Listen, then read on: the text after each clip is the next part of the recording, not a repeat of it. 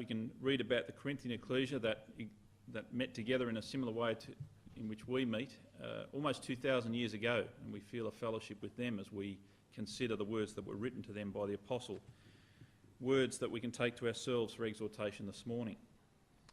Now, our theme and our study this weekend has been around chapters 8, 9 and 10, and it began with a simple question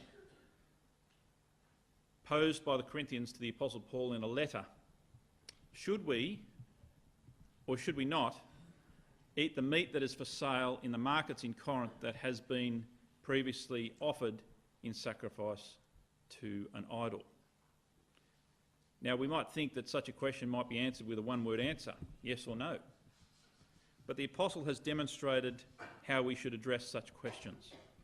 Questions that might cause some disagreement, some dissent, some dispute in our midst. And he has shown us a way of thinking, a way of spiritual thinking, as we address such questions. And he has taken the Corinthians and has role-modelled a habit of mind, a habit of spiritual thinking when we address issues where we disagree.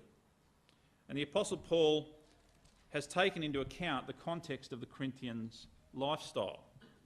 And that is a picture there of ancient Corinth as it can be seen today by visitors who travel to Corinth today.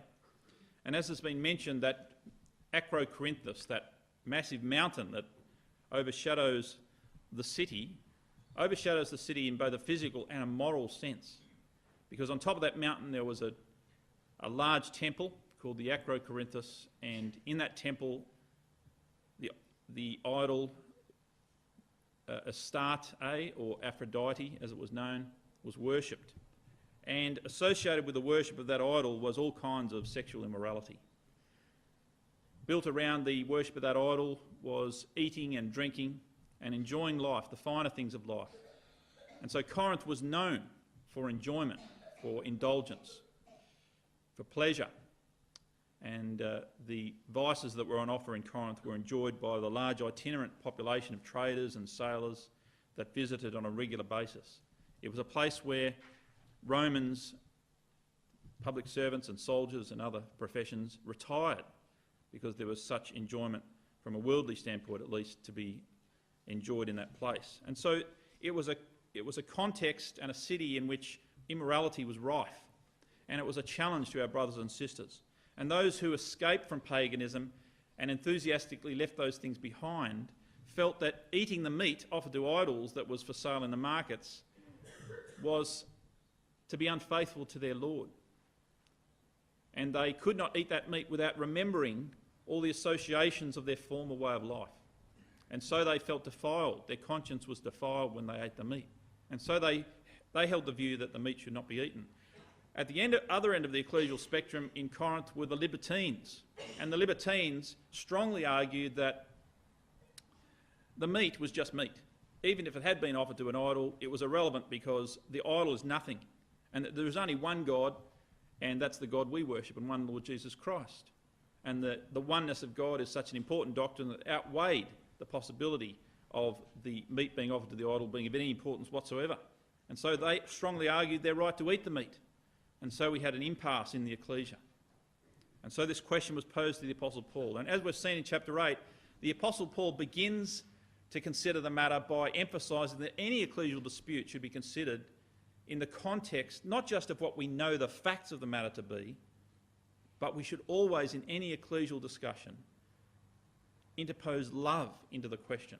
And we should never make any decision in our lives which does not consider love for our brothers and our sisters, putting them first, considering their needs above our own in any discussion and any decision we make going forward.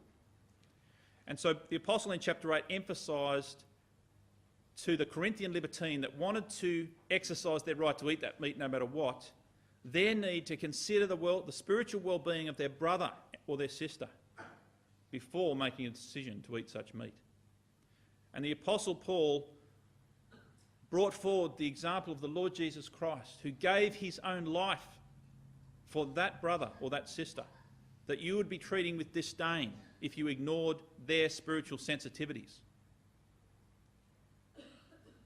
this brother or this sister that you are treading underfoot by treating lightly their views and their sensitivities, that brother or that sister was one for whom Christ died. And it was a very sobering reflection that the Apostle Paul brought up for the libertine to consider. So in any decision we make on this question, says Paul, needs to take account, first and foremost, of the spiritual well-being of our brother and our sister, for whom Christ died. Then in chapter 9, in fact, at the end of chapter 8, Paul says, if it's going to make my brother to offend, I will eat no flesh while the world stands, lest I cause my brother or sister to stumble in their faith. And then in chapter 10 we considered yesterday, chapter 9 we considered yesterday, the Apostle Paul reminded the Corinthians that he had lived out precisely this preparedness to sacrifice our rights or our liberties for our brothers and sisters when he was in their midst. You see, the apostle reminded them that he could have, like many other apostles did, asked for material support, travel expenses, accommodation, food, and so on from the ecclesia when he was in their midst. That would have been quite a reasonable thing to ask for and expect. In fact, the Old Testament taught that principle. The Lord himself, when he sent the disciples out, said, feel free to eat of the hospitality offered to you in whatever homes or whatever towns you visit when you're ministering to their spiritual needs. And the apostles said, this is a spiritual principle. I could have put my hand out and expected to be looked after, but I chose not to do that. I sacrificed my right to ask for such support in order that I might demonstrate that it is more blessed to give than to receive. And so his example of self-sacrifice for the welfare of his brothers and sisters was put forward as one that the Corinthians should follow in this issue of eating meats offered to idols.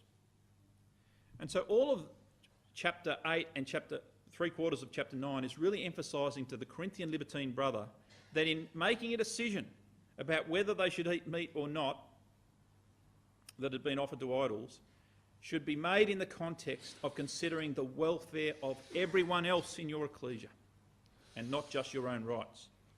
But then at the end of chapter 9, there's a little bridge passage that pivots the whole consideration.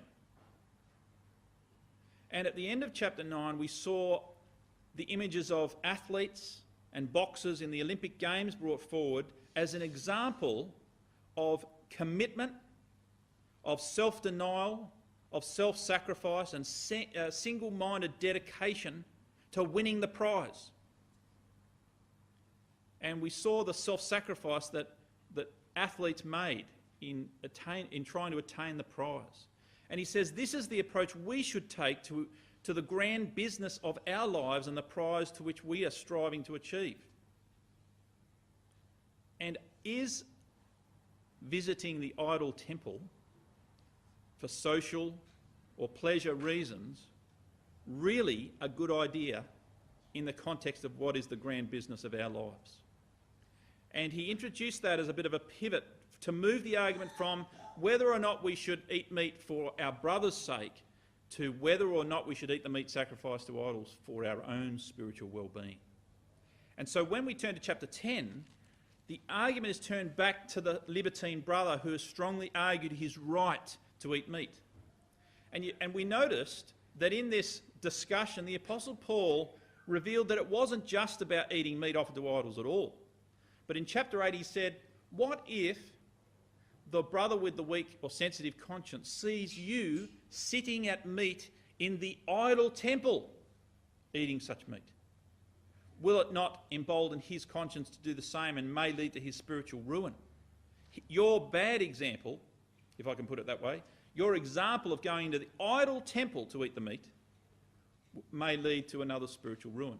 You see, what the apostle reveals is that it's not just a question of whether we should bring that meat home and put it on our own tables or not, but really this was the Corinthian libertine rationalising, involving themselves in a worldly and ungodly lifestyle, thinking that they could handle it, that they could handle any temptation that it might lead to, that the sexual immorality and all the other vices that were on offer as part of the lifestyle package which was associated with the idol and which was so seductive that they could entrench themselves in that lifestyle and that they could handle it. And the Apostle Paul in chapter 10 is going to turn the question back to the libertine and say, really? Do you really think that's what life in Christ is about?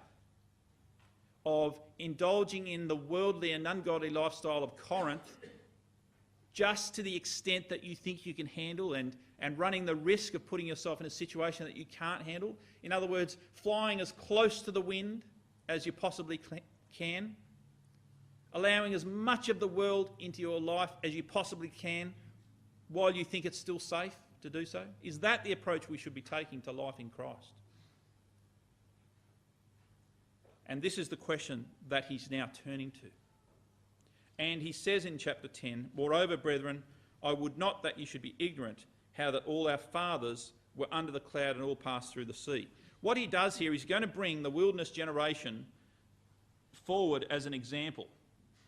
Now here's a breakdown of the section that we're going to look at. Verses 1 to 24, which is our whole focus really of our exhortation this morning, is a warning to the libertines about the dangers of idolatry. He's really bringing it home now to the individuals that are making the argument that it's their right, really, and they're free to make any choice they like about whether they eat meat or not.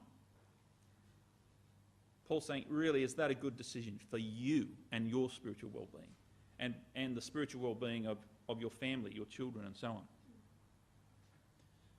And so he's going to bring forward the example of Israel, the lessons to be learnt from that example, and the folly of exposing oneself to needless temptation, and then the lesson of the bread and wine, and the same lesson from the sacrifices. And we'll probably just get to around about verse 14 this morning is our intention. So there's 5 blessings that are shared by the entire wilderness generation and by all the Corinthians. Let's read this through. "I would not have you ignorant." That's actually a little phrase that the apostle uses a few times throughout his epistles. He uses this phrase, "I would not have you to be ignorant," when he's signifying something important is about to be discussed. You might remember it's used in 1 Thessalonians, "I would not have you ignorant," and he's talking there about the resurrection. It's used in Romans 1, Romans 11, 1 Corinthians 1, and so on. This is something important. Don't be ignorant of this. This is an important lesson to know. And he's going to say that all our fathers were under the cloud and all passed through the sea. They were all baptised unto Moses in the cloud and in the sea. They did all eat the same spiritual meat, and they did all drink the same spiritual drink, for they drank of that spiritual rock that followed them, and that rock was Christ. So here we have 5 spiritual blessings shared by all the wilderness generation. And he's really saying these are spiritual blessings that we share, that the Corinthians shared. So all our fathers were under the cloud. Now, that, of course, is that cloud that followed them all through the wilderness wanderings. And it was a signifier of God's providential care, and that they were God's people, and that God's love was upon them. They all passed through the sea. And in fact, in doing so, with the cloud over their heads, they were encased in water, and they were all baptised into Moses, which is rather a quaint expression, really. And what he's saying is that they were initiated, just as we are by baptism into Christ, they were initiated into the principles which Moses stood for. Moses was their leader. Moses was blessed by God to be their leader. And the things that Moses stood for, they embraced and were baptised into, associated or identified with as they passed through that Red Sea and the miracle that was done for Moses and his people. They were associated and identified with Moses and shared in the blessings that flowed from that identification as a consequence. And so they were surrounded by water. And this is a parable of our baptism. And so we are just like them. What Paul is trying to draw out here is that the Corinthians and these Israelites leaving Egypt behind, travelling through the wilderness, they're identical, really. That's just another generation of God's people going through the same experiences. So he's trying to draw together a strong association between the Corinthian brothers and sisters and the wilderness generation. And we could do the same for ourselves. And he goes on and he says, all were baptised, and all, this is relevant now, all did eat the same spiritual meat. You see, this is about meat being offered to idols and whether we should eat or not. They all ate this same spiritual meat and drank the same spiritual drink. In other words, this meal that they shared. I mean, what meal is he talking about? Well, first of all, the spiritual meat was the manna. It is called in Psalm 78:25, angels' food. It was provided from heaven. It was called bread from heaven and water from the rock to drink. Nehemiah 9 verses 15 and 20. It's called bread from heaven and water from the rock to drink. In Exodus 16, it is called the bread which the Lord hath given you to eat. It's spiritual food because it comes from God, and that's why it is this amazing spiritual food and spiritual drink. And all Israel were nourished and supported in a miraculous way by this. And of course, the drink itself was the water that came from the rock, and it was provided at the beginning of the journey. In Exodus 17, it's recorded that water came from the rock. And then on the second occasion, when it's recorded in Numbers 20, it's in the 40th year of their wilderness wandering. So in the first year and the 40th year, water flowed from the rock. The second time, you might remember, Moses struck the rock and he was condemned for it. And as Hebrews points out, in Hebrews 6, it was a symbol of crucifying Christ afresh. And so that's why it was so significant and why Moses was not allowed to enter into the land, because it was a type of Christ. And that's what the apostle says here. That rock was Messiah. That rock represented the provision of spiritual drink that God would provide, refreshment, water from the living well that God would provide through the provision of Messiah. Now, why is Paul retelling Israel's history in this way? These 5 amazing things that happened to Israel. Well, he obviously wants the Corinthians to see the obvious parallel. They, the Corinthians, had the very same blessings, just as we do. We are partaking this morning of spiritual food, spiritual meat, and spiritual drink. The thing about the Israelite generation, though, was that they failed dismally. Just have a look at verse 5. So all of them shared all these 5 blessings, but with many, and the Greek is most, with most of them, by far the majority of them, there was only a handful that finally got into the land of those that wandered through the wilderness. With most of them, God was not well pleased, for they were overthrown in the wilderness. So this word many means most. Now, what was the circumstances then of their failure? And can we learn some lessons, Paul says to the Corinthians, about their failure? Even though they started off really well, escaping from Egypt in miraculous circumstances, being sustained by God, all the amazing blessings that we all share together, can we look at that generation and learn from their failure and draw some lessons that might help us in our lives, and in particular can help us answer this question that you've asked of me about meats being offered to idols and whether we should eat them or not?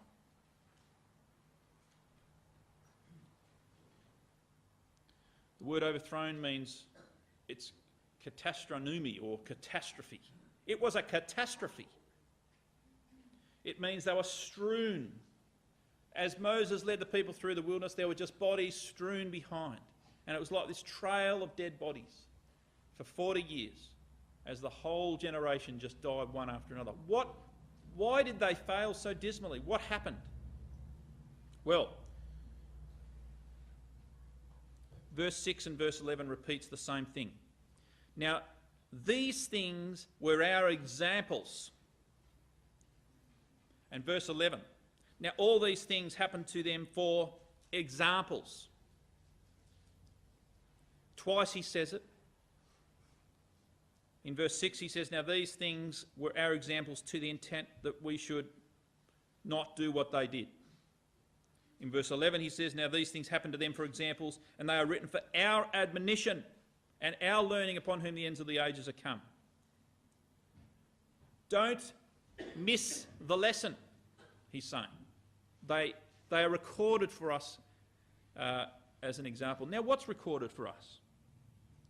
Well, the interposing verses between 6 and 11, halfway through verse 6 to verse 10, there are 5 big mistakes. So he started the chapter off with 5 major blessings that we share with them. Now let's consider the 5 big mistakes they made and ask ourselves the question whether we share those mistakes. Because we need to learn to avoid these mistakes, because it was the source of their downfall. He mentions 5 things. Let's just read them through. 1, to the intent we should not lust after evil things as they also lusted. 2, neither be idolaters, as were some of them. As it is written, the people sat down to eat and drink and rose up to play. 3, neither let us commit fornication as some of them committed and fell in one day 320,000. 4, neither let us tempt Christ as some of them also tempted and were destroyed of serpents. 5, and finally, neither murmur ye as some of them also murmured and were destroyed of the destroyer. There are their 5 big mistakes. Now, has Paul just selected a bunch of random things? I mean, you could probably think of more mistakes they made. Why those 5? Well, Paul does have a reason for selecting those 5, apart from them being very big mistakes that they made, and perhaps the 5 big ones. But they teach something to the Corinthians about their current issue that they're asking questions about. Let's consider these things and what they actually are. Come back to Numbers chapter 11, the first one, which is lusting after evil things. What does this mean, lusting after evil things? What does this mean? Well, this is the event recorded in Numbers 11.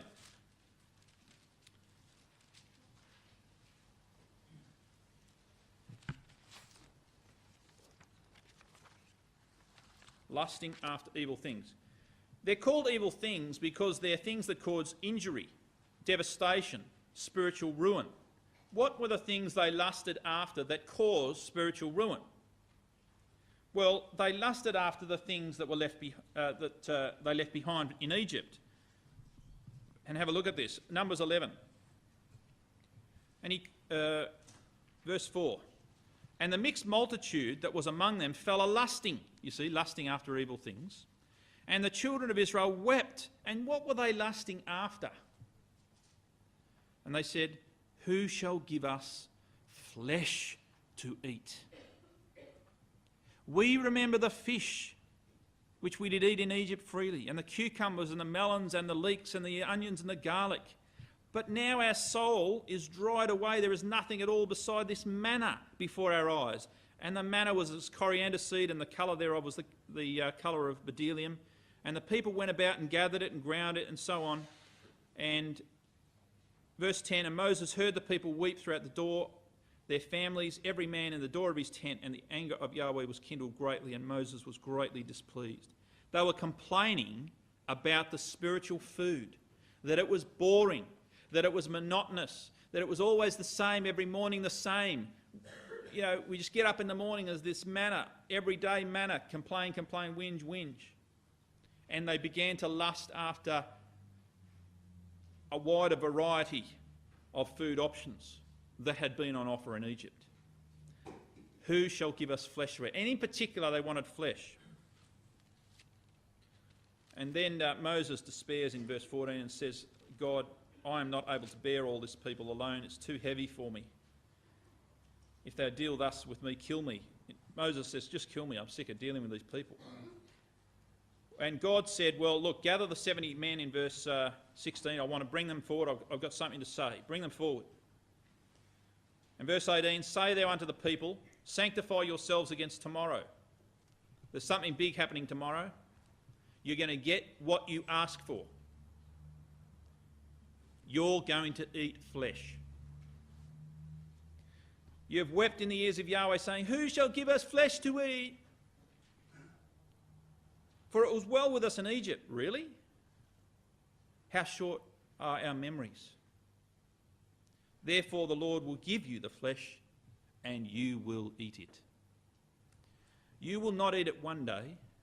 You will not eat it 2 days, nor 5 days, nor 10 days, nor 20 days, but even a whole month, solid, you're going to eat nothing but flesh until it comes out your nostrils, until it be loathsome unto you. because that ye have despised Yahweh which is among you, and have wept before him, saying, why have we come out of Egypt? And so it happened. In verse 31, there went forth a wind from Yahweh and brought quails from the sea, and he let them fall by the camp, as it were a day's journey on this side and a day's journey on that side. So you could walk for a day that way, any direction, and there was nothing but quails. And they were 2 cubits high. You were wading through quails. You want flesh? You have it up to your waist. And the people stood up all that day and all that night and all the next day, and they gathered the quails in a frenzy, in an absolute frenzy. And he that gathered least gathered 10 homers, and they spread them all abroad for themselves round about the camp. And while the flesh was yet between their teeth, ere it was chewed, the wrath of Yahweh was kindled against the people, and Yahweh smote the people with a very great plague. So, this is what it means by lusting after evil things. You know, we've got very short memories, haven't we? The associations of the worldly lifestyle have been, and the fact that they were slaves, and that there was nothing good going for them in Egypt, and they escaped Egypt enthusiastically. They couldn't wait to get out of there, and it was only months down the track that they were longing to be back there. And they were getting bored with the dry stuff that God was offering them. Even though the miracles were happening every day, they were blind to it. Every day, the miracle of the manna. How fickle are we as human beings? And in Corinth, they'd escaped from paganism and the immorality and all the devastating consequences that immorality brings in our lives. And they'd escaped all that. And now we've got brothers and sisters sneaking back into the idol temples because of the indulgences that are on offer there. Only a couple of years after being converted out of that, being saved from that, to the wonder of the gospel, to the salvation that we've been so graciously given, and they're sneaking back to have a taste of what the world has to offer, thinking that they can have a foot in both camps. And they might have been doing it rationalising away, thinking, well, I can handle it. I know that an idol is nothing in the world. I know that there's only one God. I can go into that idol temple and I know that there's nothing substantial there. But they still go back there with what they've got on offer. The second thing, they turn back to idols. Exodus chapter 32, come back here. This is the quote that Paul's referring to here. Exodus 32. 32. This is well known. Moses, you see, delayed coming down out of the mountain, and the people gathered themselves up unto Aaron. He'd been away for 40 days. Their faith was wavering. They weren't sure where Moses was and whether he was coming back. They said, up, make us gods, which shall go before us. As for this Moses, the man that brought us out of the land of Egypt, we wot not what has become of him. We don't know where he's gone. He's been gone now for 40 days. And Aaron said, break off your golden earrings, which are in the ears of your wives and your sons and your daughters, and bring them to me. And the people brake off their earrings, and they brought them to Aaron, and he received them at their hand and fashioned them with a graving tool, and after he made it, a molten calf. And they said, these be thy gods, O Israel, which brought thee out of Egypt. And when Aaron saw it, he built an altar before it and made a proclamation and said, tomorrow is a feast to Yahweh. So we've got the people making a golden calf. We've got Aaron looking at it with a bit of consternation, thinking, where's this going? I'd better transform this as much as possible into something good. So he tries to rationalise bringing the worship of God into the whole equation. But as far as the people of Israel are concerned, they rose up early, enthusiastically, like the morning of the quails. They rose up enthusiastically. They offered burnt offerings. They brought peace offerings, and the people sat down to eat and drink the food in front of the idol, and then they rose up to play. Sexual immorality is what that little phrase, to play, means. And, well, we know what happened when Moses came down from the mountain. And he said, who's on Yahweh's side? Go through and kill them. And so it happened. And how weak Aaron looked when Moses came down. When Moses, what were you thinking, Aaron? And Aaron said, oh, look, they brought all this stuff, and I put it in the molten vessel, and out popped a calf. And it was a dreadful sin. They made the mistake. That's verse 24, by the way. Just look at that. Aaron's explaining to Moses what happened. And I said unto them, whosoever hath any gold, let them break it off. So they gave it me, and then I cast it into the fire, and there out came this calf.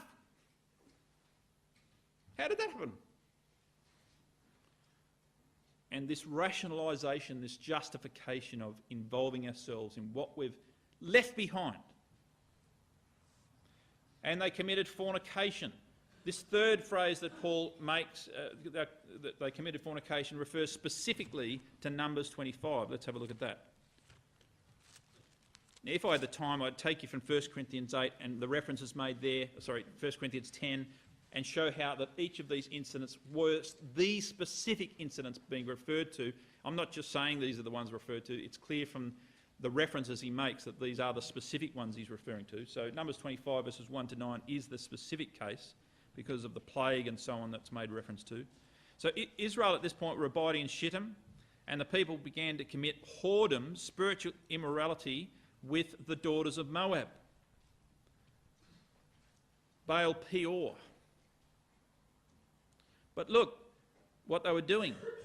They called the people unto the sacrifices of their gods, and the people did eat and bowed down to their gods. You see, this was a meal of fellowship that they were being called to. And they fellowshipped with the people, they bowed down to their gods, and then they involved themselves in sexual immorality. And that's what it means in verse 3 when it says, and Israel joined himself unto Baal Peor. This is a joining together in sexual immorality. And the anger of Yahweh was kindled against Israel, and Yahweh said unto Moses, take all the heads of the people and hang them up before Yahweh against the sun, that the fierce anger of the Lord may be turned away from Israel. And then right down the bottom, Phinehas is involved. He stops the plague in its tracks in verse 9, and those that died in the plague were 20 and 4,000. So we have people eating and drinking, sacrifices made to idols, and getting involved in sexual immorality. They rationalised, oh, well, we're just having a meal together, that's fine. We're just going to the restaurant, we're just eating their meat that's been offered unto idols. And then they were being sucked right in to the lifestyle. You see, idolatry was not just a little idol that you had in your home. That's not what idolatry was. You see, the ancient people were much like ourselves. They weren't completely stupid. They didn't see a little idol in their home and think, oh, well, that's a real God. That can do miracles and so on. That idol was merely a reminder of the whole package that idolatry meant for them. It was like having some sort of badge on your wall saying, I belong to this team, or, you know, I'm part of this club. It was saying, if you had that idol in your home, that you were part of the team. You were part of the society in which you lived. You were part of it. And you embraced it. Everything that they believed, all the philosophies around it. And so the lifestyle package on offer in Corinth was not just worshipping the idol, but it was the whole social environment, the festivals and the celebrations and the fellowship meals and the wonderful wine and food and the great things that happened around that. And they made their own rules. That's what's great about idolatry. You just make your own rules. Whatever we think, we just make the rules, however it suits us. And so they made rules that appealed to the flesh. They said, in Corinth, literally, that when we pray on our festivals to the goddess Aphrodite, that the more prostitutes are there and the more we're involved with them, the more likely that God will bless us. Isn't that a convenient religion? They had food and drink, satisfying human desires. It was very ritualistic. People love ritual. You know, it's very ritualistic. Get the family together and have a ritual. And they defined what was good and virtuous, and it reflected society's beliefs and what they wanted. And it's a very seductive thing. Very seductive. And you get involved in it at your peril because it just drags you and sucks you in. When it says that Jezebel seduced my servants to commit whoredoms and worship idols, it means that. She seduced them. It appeals to the flesh. It's not something that our flesh reviles from. It's something that appeals to our baser nature. The other thing about it is that it hates non-conformity. You know, in Babylon, when they put that idol up, everyone had to bow down, and the people that were left standing, they hate them because it's like this condemnation. They sort of realise that they can't force people to do it, but they do anyway because they really encourage conformity. And the world does that. It tries to press us into its mould. And we get involved at our peril. The next thing is that they tempted the Lord. They tempted the Lord. It says tempted Christ in 1 Corinthians 8, but other translations say they tempted the Lord. It was Yahweh, obviously, that they were tempting in the wilderness in Numbers chapter 21. What does this mean, to tempt the Lord? As we turn this passage up, let me pose that question to you. What does it mean to tempt God? Can we tempt God? What it means is this. You test the boundaries of God's forbearance. That's what it means. You test how far you can go before God reacts in some way. And so the Israelites involved themselves in as much of Egypt's stuff and as much of the idolatry of the nations around them that they think they could get away with before God reacted in anger. That's what it is to test God. To say, you know, you see some people say, well, if there is a God, strike me now with lightning. You know, they're tempting God, trying to get God to act, provoke him to action. And in a way, when we engage in worldliness or ungodliness in our lives, in a sense we're saying, well, how much can I get involved before it starts to make God angry? I mean, how much can I get away with and still get into the kingdom, in essence? You're tempting God. It's entirely the wrong thinking process, entirely wrong. But this is what they were doing in the wilderness. In Numbers 21, verses 4 to 9. And they journeyed from Mount Hor by the way of the Red Sea to compass the land of Edom, and the soul of the people was much discouraged. And the people spake against God and against Moses. Why have you brought us out of Egypt to die in the wilderness? For there is no bread, neither is there any water, and our soul loathes this manna. They're going on about how much they hate the manna. And they're just complaining and complaining and whinging until God reacts. And the Lord sent fiery serpents among the people, and they bit the people, and much people of Israel died. And therefore the people came to Moses and said, we have sinned, for we have spoken against the Lord and against thee. Pray unto Yahweh that he take away the serpents from us. And Moses prayed for the people. And Yahweh said unto Moses, make a fiery serpent and set it upon a pole, and it shall come to pass that everyone that is bitten, when he looked upon it, shall live. And Moses made a serpent of brass and put it on a pole, and it came to pass that if a serpent bit any man, when he beheld the serpent of brass, he lived. There's a couple of points to note here. First of all, they're complaining again about the manna, and that they're wanting to eat the food of Egypt, but also that they're tempting God. And in this particular one here, if you really want to establish that that's what it means, you need to refer back to 1 Corinthians 8 and see the reference. But the last one here is they murmured. They murmured. Just come back to Exodus 16 to see an example of murmuring. This is the one thing that was a recurrent theme in the wilderness, complaining and whinging. People complaining about their predicament. And really, that was what was going on in the Corinthian ecclesia. They were whinging, they wanted to do what they want, they didn't want to have to be beholden in any way to the others in the ecclesia, or to have the sensitive brothers in the ecclesia having an impact upon what I could do, and they're complaining about that to the Apostle Paul. This was going on in the wilderness in Exodus 16, verses 2 and 3. And the whole congregation of the children of Israel murmured against Moses and Aaron in the wilderness. And the children of Israel said unto them, would to God we had died by the hand of Yahweh in the land of Egypt, when we sat by the flesh pots, and when we did eat bread to the full. For ye have brought us out into the wilderness to kill us with hunger. And we remember the meat that we ate in Egypt. So, when you look at all these things, lusting after evil things, idolatry, sexual immorality, tempting God, murmuring, why these big five are mentioned? Because they were lusting after meat in the first one. They ate and drank and rose up to play in the second one.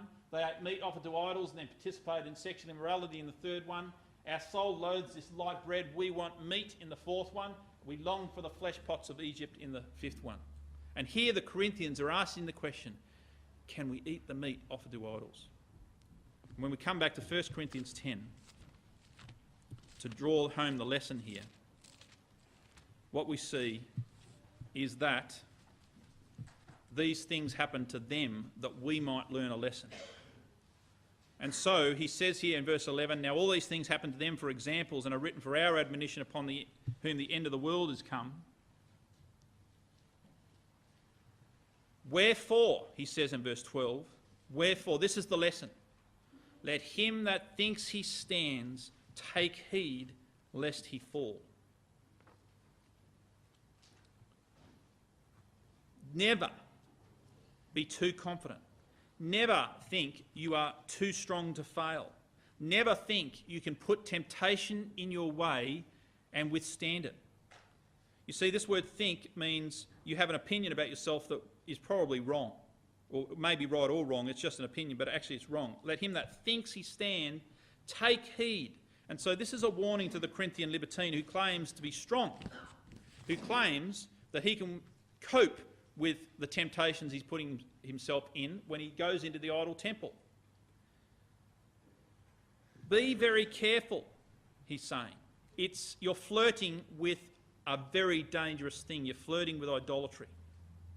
And what God wants us to understand is that idolatry, worldliness, ungodliness, all the stuff that the world has to offer us, which is so inconsistent with the principles that God would have us live by, is not something we should flirt with. It's dangerous to our spiritual well-being. And so Paul is encouraging the Corinthian libertine that failure is not out of the question for them. And even if you don't fail, even if you can cope with it, one of the questions Paul tries to encourage them to ask is this: can your children cope with it? Can your wife cope with it? Or your husband? Can your grandchildren cope with it? Can the brothers and sisters in your ecclesia cope with it? Maybe you can cope with it. But what sort of an example are you setting your brothers and sisters? And might what you're doing, if it doesn't lead to your spiritual ruin, which it well may, will it lead to the spiritual ruin of others within your circle of influence? And so we've got to see temptation as not something to be flirted with. Verse 13, there hath no temptation taken you, but such as is common to man. God is faithful, who will not suffer you to be tempted above that which ye are able, but will with the temptation also make a way to escape, that you may be able to bear it. Now, Paul's not saying we will inevitably fail, but Paul is saying we need to be aware of the possibility of our own failure. He put that before them, his own possibility of failure at the end of chapter 9 when he said, I need to fight seriously the battle with my own body, lest I myself, when I preach to others, may be a castaway. What he was doing is putting before them his own example, thinking, I am very aware of my own possibility of failure. But are you, in your confident assertion that you can engage in flirting with the lifestyle the Corinthians have, the Corinth has to offer, and survive it? Do you know, temptations are common, and God will support us in temptation. And there's no temptation really that hasn't already been experienced, and there are three main lusts, and we know what they are. But God will always make a way to escape. But you know, the way to escape idolatry, the way to escape spiritual immorality, the way to escape ungodliness, is not to throw yourself into the centre of it and see how you fare. That's not how to deal with that. There is a way of escape, and God has provided it. And there it is in verse 14. Wherefore, my dearly beloved, you can see his appeal here to the Corinthian libertine. My dearly beloved, I love you, I want the best for you, but please take what I'm saying now seriously in your approach to the Corinthian lifestyle package that's on offer surrounding the issue of idolatry. Flee. Flee. That is the way to escape. So, brothers and sisters, flirting with ungodliness, flirting with sin, flying as close to the boundary of what's acceptable or what we perceive to be acceptable as possible, to do as much of the worldly lifestyle as we think we can get away with and still get into the kingdom. Should this be our attitude? In contrast, look at the attitude of our Lord, who lived every day fully immersed in his Father's thinking, who fled any suggestion of sin and worked hard every day to live only a godly life. As we approach our Lord's return, brothers and sisters, let us see that the stakes are high. Let us not be careful about being too confident.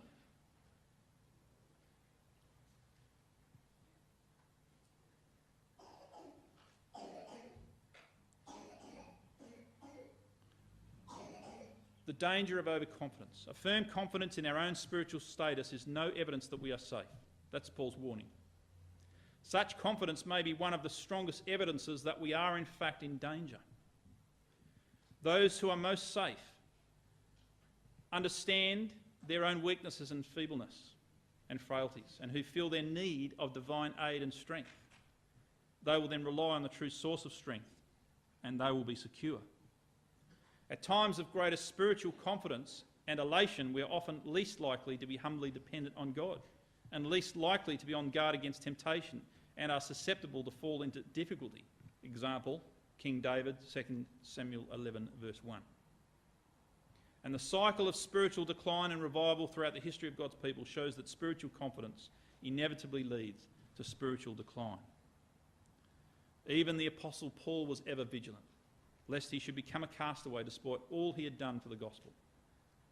And consider those on the left hand in Matthew 7. Many will say to me in that day, Lord, have we not done many things in your name? We've prophesied in your name, cast out devils, in your name done many wonderful works. And I'll profess unto them, I never knew you. Depart from me, ye that work iniquity. So let's decide not to look back longingly into the world from which we've escaped, lusting after the flesh pots of Egypt. To not introduce the world's lifestyle package into our lives, idolatry and covetousness. To not introduce sexual immorality or allow it at any level into our lives. So dangerous and devastating can it be. Not to push the boundaries of what is acceptable to God, to tempt God, to see if we can get away with it. That's not the approach at all. And these are the 5 things that we should avoid. Not be a whinger. Not a complainer, not a murmurer, but a builder. Not a source of stumbling, but a source of encouragement. To be constructive, faithful, a positive influence on those around us. So let's be careful not to minimise the danger of any of these things in our lives. That's the mistake the Corinthians made. I can handle it, it's okay. So they go up to the idol temple on Saturday night and then arrive at the meeting on Sunday morning saying, no problem. Potentially, that will ultimately lead to spiritual ruin of yourself, your family, and potentially your ecclesia. Rather be proactive about spiritual mindedness. Put in place strategies to build a positive spiritual atmosphere in your home, in your personal life, and in your ecclesia. The fight can be won against temptation. The fight must be won. We must take the lead, contribute constructively in every aspect of our lives, not look at what we can get away with, but look at what we can positively build in our lives to build constructively a spiritual mind and spiritual conduct. To communicate that positively amongst each other. Not to whinge, not to murmur, but to be thankful constantly for what God has given us. His miraculous blessings are renewed every day. And decide to demonstrate to others by your way of life that godliness has more to offer than worldliness. And make a positive difference in someone's life today. And after this memorial meeting, in your conversations and the way you talk, make someone's day spiritually. Build someone up. Send someone away with the feeling that it was good to have been here this morning. And let us remind ourselves constantly of the blessings we have in Christ Jesus.